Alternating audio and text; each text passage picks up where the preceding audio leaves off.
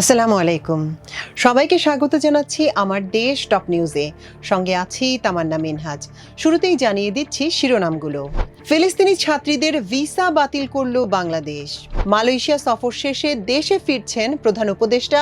মালয়েশিয়ায় বাংলাদেশি শিক্ষার্থীদের graduate plus visa চালুর সম্ভাবনা। রাজুককে মিথ্যা হলফনামা দিয়েছেন শেখ হাসিনা ও তার পরিবার। 12 দিনে এলো 12,000 কোটি টাকার রেমিটেন্স। নির্বাচনকালীন সরকারে থাকছি না জানালেন আসিফ মাহমুদ। ভারত ফারাক্কা বাঁধ খুলে দেয়ায় চাঁপাইনবাবগঞ্জে পানিবন্দী 10,000 পরিবার। দর্শক শুনছিলেন শিরোনাম, এবার চলুন জেনে নেওয়া যাক বিস্তারিত। বৃত্তি পাওয়া প্রায় 200 ফিলিস্তিনি ছাত্রীর অন অ্যারাইভাল ভিসার অনুমতি বাতিল করেছে বাংলাদেশের স্বরাষ্ট্র মন্ত্রণালয়। ফলে ওই ছাত্রীদের শিক্ষাজীবন নিয়ে অনিশ্চয়তা দেখা দিয়েছে। বিষয়টি নিয়ে গত জুন মাস থেকেই বড় ধরনের জটিলতা চলছে। সংযুক্ত আরব আমিরাতের মাধ্যমে এসব ছাত্রীর বাংলাদেশে আসার কথা ছিল। ভিসার অনুমতি বাতিল হওয়া সত্ত্বেও তারা এই ছাত্রীদের বাংলাদেশে আনার প্রক্রিয়া অব্যাহত রেখেছে। বুধবার রাতে বিষয়টি আমার দেশকে নিশ্চিত করেছেন পররাষ্ট্র মন্ত্রণালয়ের এক সিনিয়র কূটনীতিক। জানা যায়, বছর দেড়েক আগে ফিলিস্তিনের গাজা উপত্যকার প্রায় 200 ছাত্রীকে বৃত্তি দেয় চট্টগ্রামের এশিয়ান ইউনিভার্সিটি ফর উইমেন। বাংলাদেশের স্বরাষ্ট্র মন্ত্রণালয় বিশ্ববিদ্যালয়টির তালিকায় থাকা ছাত্রীদের মধ্যে 189 জনকে গত বছর অক্টোবরে ভিসা অন অ্যারাইভেলের অনুমতি দেয়। গাজা থেকে জর্ডান হয়ে ফিলিস্তিনি ছাত্রীদের চট্টগ্রামে পৌঁছানোর কথা ছিল এবছরের মাঝামাঝি, কিন্তু হঠাৎ করে গত জুনে চট্টগ্রামের পুলিশ প্রশাসন এশিয়ান ইউনিভার্সিটি ফর উইমেন কর্তৃপক্ষকে ফিলিস্তিনি ছাত্রীদের আগমনী ভিসা দেওয়ার সিদ্ধান্ত বাতিলের কথা জানায়। এ কারণে এশিয়ান ইউনিভার্সিটি ফর উইমেনের বৃত্তি পাওয়া ফিলিস্তিনি ছাত্রীদের পড়াশোনা ঘিরে অনিশ্চয়তা তৈরি হয়েছে। কূটনৈতিক সূত্রে জানা গেছে, বাংলাদেশে ফিলিস্তিনি ছাত্রীদের পৌঁছানোর প্রক্রিয়া বিলম্বিত হওয়ার পর বৃত্তি পাওয়া অন্তত 30 ছাত্রীর খোঁজ পাওয়া যাচ্ছে না। আশঙ্কা করা হচ্ছে ইসরায়েলের হামলায় ওই ছাত্রীরা নিহত হয়েছেন অথবা অন্য কোথাও চলে গেছেন। এই পরিস্থিতিতে নিখোঁজ 30 ছাত্রীর পরিবর্তে বৃত্তির জন্য বাছাই হওয়া তালিকা থেকে নতুন ছাত্রীদের নাম যুক্ত করা হয়। শেষ পর্যন্ত 171 জন ফিলিস্তিনি ছাত্রীর জন্য ভিসার আবেদন জানিয়েছিল এশিয়ান ইউনিভার্সিটি ফর উইমেন কর্তৃপক্ষ। সূত্র বলছে, অন্তত 130 ছাত্রী বিশ্ববিদ্যালয়টিতে ভর্তি হতে আসার জন্য অপেক্ষায় রয়েছেন। এশিয়ান ইউনিভার্সিটি ফর উইমেন চট্টগ্রামে অবস্থিত। এটি আন্তর্জাতিক পরিসরে বেশ পরিচিত।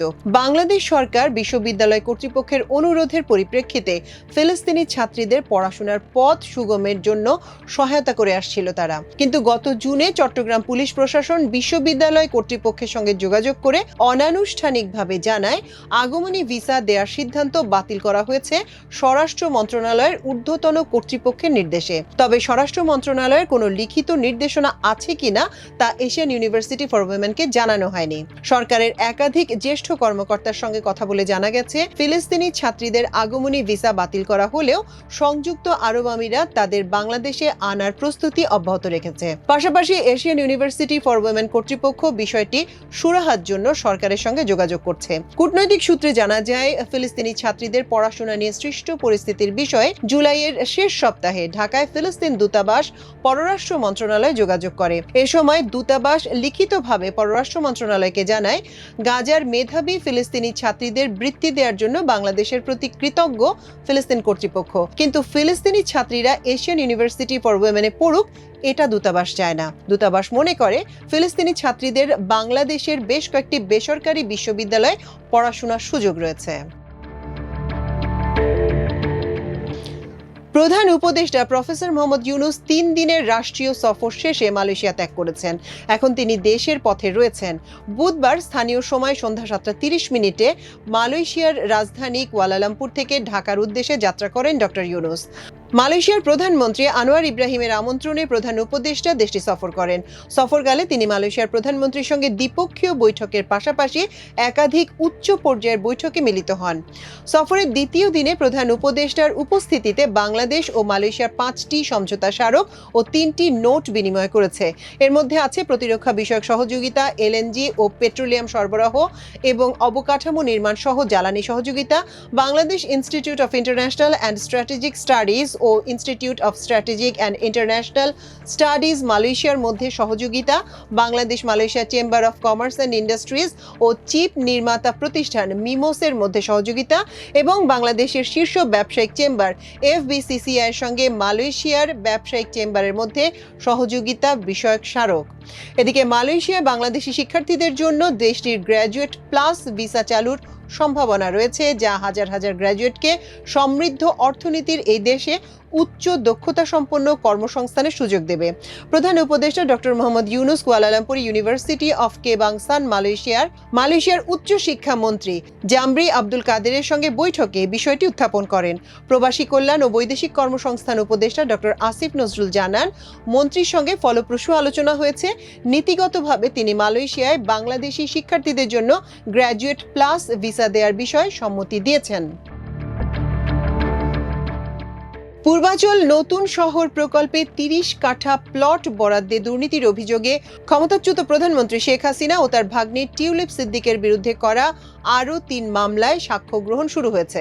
বুধবার ঢাকার বিশেষ জজ ৪ আদালতে সাক্ষ্য দেন মামলার ৩ জন সাক্ষী। তারা হলেন দুদকের উপপরিচালক সালাউদ্দিন, সহকারী পরিচালক আফনান জান্নাত কেয়া ও SM রাশেদুল হাসান। আদালত সূত্রে জানা গেছে, সাক্ষীরা আদালতকে বলেছেন, রাজুকের সংশ্লিষ্ট বিধান অনুযায়ী ঢাকায় যাদের প্লট, বাড়ি, গাড়ি কিছু নেই, তারা মূলত সংস্থার প্লট বরাদ্দের জন্য আবেদন করতে পারেন। কিন্তু শেখ হাসিনার পরিবার রাজুকের কাছে মিথ্যা হলফনামা দেন। সেখানে উল্লেখ করা হয়েছে তাদের ঢাকা শহরে জমি, বাড়ি কোনো কিছুই নেই। কিন্তু দুদকের অনুসন্ধান ও তদন্তে বেরিয়ে এসেছে শেখ হাসিনার পরিবারের প্রত্যেক সদস্যের নামে বাড়ি, জমি, গাড়ি সবই আছে। ক্ষমতার অপব্যবহার করে তারা রাজুকের ৬০ কাঠার প্লট নিয়েছেন, যা অপরাধ। সাক্ষীরা আরও বলেন, প্রভাব খাটিয়ে রাজুকের কর্মকর্তাদের যোগসাজশে শেখ হাসিনা ও তার পরিবারের সদস্যরা প্লট বরাদ্দ নিয়ে রাষ্ট্রের ক্ষতি করেছেন। এই ৩ মামলায় শেখ হাসিনা, তার বোন শেখ রেহানা, রেহানার মেয়ে টিউলিপ সিদ্দিক, আজমিনা সিদ্দিক ও ছেলে রাদওয়ান মুজিব সিদ্দিক ববি আসামি। তাদের মধ্যে এক মামলায় শেখ হাসিনা, শেখ রেহানা, টিউলিপ সিদ্দিক সহ ১৭ জন, আরেক মামলায় শেখ হাসিনা, আজমিন সিদ্দিক সহ ১৮ জন এবং অপর মামলায় শেখ হাসিনা, রাদওয়ান মুজিব সিদ্দিক ববি সহ ১৮ জন আসামি। তবে প্রতিটি মামলার আসামি শেখ হাসিনা এবং রাজুকের কয়েকজন কর্মকর্তা। তারা পলাতক থাকায় তাদের অনুপস্থিতিতে সাক্ষ্য গ্রহণ শুরু হয়েছে। এক এক করে ৩ জন ৩ মামলায় সাক্ষ্য দেওয়ার পর বিচারক রবিউল ইসলাম ২৮ আগস্ট সাক্ষ্য গ্রহণের পরবর্তী দিন ধার্য করেন। রাষ্ট্রপক্ষের আইনজীবী দুর্নীতি দমন কমিশনের বিশেষ পিপি তরিকুল ইসলাম সাক্ষ্য গ্রহণ এবং নতুন তারিখের বিষয়টি নিশ্চিত করেছেন। এর আগে গত ৩১ জুলাই একই আদালতে এই ৩ মামলায় শেখ হাসিনা সহ অন্যদের বিরুদ্ধে অভিযোগ গঠন করে বিচার শুরুর আদেশ দেন। চলতি আগস্ট মাসের প্রথম ১২ দিনে দেশে এসেছে ১০৫ কোটি ৪০ লাখ মার্কিন ডলারের রেমিটেন্স। এই হিসেবে প্রতিদিন গড়ে দেশে এসেছে ৮ কোটি ৭৮ লাখ ডলার রেমিটেন্স বাংলাদেশি মুদ্রায়, যা প্রায় ১২,৮৫৮ কোটি ৮০ লাখ টাকা। বুধবার বাংলাদেশ ব্যাংকের মুখপাত্র ও নির্বাহী পরিচালক আরিফ হোসেন খান গণমাধ্যমকে এ তথ্য জানিয়েছেন। তিনি বলেন, আগস্টের প্রথম ১২ দিনে দেশের রেমিটেন্স এসেছে ১০৫ কোটি ৪০ লাখ ডলার, আর গত বছরের একই সময়ে এসেছিল ৭২ কোটি ১০ লাখ ডলার। বছর ব্যবধানে রেমিটেন্স প্রবাহ বেড়েছে ৭৬.২০%। নির্বাচনকালীন সরকারে থাকবেন না বলে জানিয়েছেন যুব ও ক্রীড়া মন্ত্রণালয় এবং স্থানীয় সরকার, পল্লী উন্নয়ন ও সমবায় মন্ত্রণালয়ের উপদেষ্টা আসিফ মাহমুদ সজীব ভুঁইয়া। বুধবার আসিফ মাহমুদের ভেরিফাইড ফেসবুক পেজে দেয়া পোস্টে তিনি একথা জানান। পোস্টে শেয়ার করা একটি কার্ডে আসিফ মাহমুদের উদ্ধৃতি দিয়ে বলা হয়েছে, নির্বাচনকালীন সরকারে থাকছি না। রাজনীতির সঙ্গে যারা যুক্ত তাদের নির্বাচনকালীন সরকারে থাকা উচিত নয়। ফারাক্কা বাঁধ খুলে দেয়ায় ভারত থেকে নেমে আসা উজানের ঢল আর টানা বৃষ্টিতে পদ্মা নদীতে পানি বৃদ্ধি অব্যাহত থাকায় চাঁপাইনবাবগঞ্জের চরাঞ্চলের নিম্নাঞ্চল প্লাবিত হয়েছে। এতে জেলা সদর ও শিবগঞ্জ উপজেলার নিম্নাঞ্চলের প্রায় ১০,০০০ পরিবার পানিবন্দী হয়ে পড়েছে। ছড়িয়ে পড়েছে পানিবাহিত বিভিন্ন রোগবালাই। বন্ধ হয়ে গেছে অর্ধশত শিক্ষা প্রতিষ্ঠান। পানিবন্দী পরিবারগুলোকে সহায়তা দেয়া হচ্ছে, এমনটাই বলছে উপজেলা প্রশাসন। আর পানি উন্নয়ন বোর্ডের কর্মকর্তা বলছেন, দু একদিনের মধ্যেই স্বাভাবিক হবে বন্যা পরিস্থিতি, তবে ভাবিয়ে তুলেছে নদীর ভাঙন। চরাঞ্চলের বাসিন্দারা জানিয়েছেন, ভারতের গঙ্গায় ফারাক্কা ব্যারেজের ওপর টানা কয়েকদিন ধরে বিপদ সীমার উপর দিয়ে প্রবাহিত হচ্ছে বন্যার পানি। এর মধ্যেই কয়েকদিন আগে ব্যারেজের 109টি গেট খুলে দেয় ভারত। এরপর থেকেই হু হু করে বাড়তে থাকে পদ্মা নদীর পানি। এসব পানিতে চাঁপাইনবাবগঞ্জ সদর ও শিবগঞ্জ উপজেলার প্রায় 10,000 পরিবার পানিবন্দী হয়ে পড়েছে। এছাড়া মাঠের ফসলও নষ্ট হচ্ছে। এমন অবস্থায় অসহায় হয়ে পড়েছে পদ্মা পাড়ের বাসিন্দারা। ফলে ওইসব এলাকার মানুষের যোগাযোগ ব্যবস্থা দুর্বল হয়ে যাওয়ার পাশাপাশি স্বাভাবিক জীবনযাত্রাও ব্যাহত হচ্ছে। চাঁপাইনবাবগঞ্জ পানি উন্নয়ন বোর্ডের নির্বাহী প্রকৌশলী এম আহসান হাবিব বলেন, গত 15 ঘন্টার ব্যবধানে পদ্মায় পানি বেড়েছে 3 সেন্টিমিটার।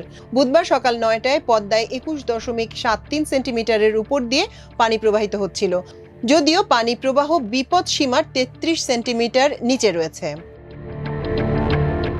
দর্শক, আমাদের আজকের টপ নিউজের আয়োজন ছিল এই পর্যন্তই। আগামীকাল ইনশাল্লাহ একই সময় আবারও আপনাদের সঙ্গে দেখা হবে। সে পর্যন্ত আল্লাহ আপনাদের সবাইকে ভালো রাখুন, সুস্থ রাখুন। এতক্ষণ সঙ্গে থাকার জন্য অশেষ কৃতজ্ঞতা। আল্লাহ হাফেজ।